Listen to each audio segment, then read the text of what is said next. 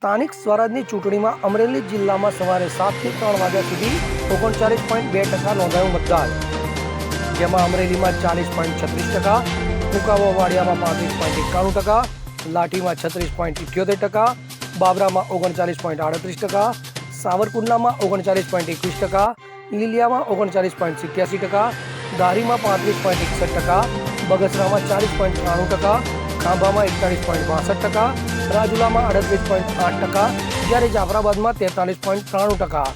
તો આ તમામ તાલુકાઓમાં થઈને જિલ્લામાં સવારે 7 વાગ્યાથી 3 વાગ્યા સુધીમાં કુલ 39.2% મતદાન નોંધાયું છે. અશોક મનોહર સાથે CN24 ન્યૂઝ, અમરેલી.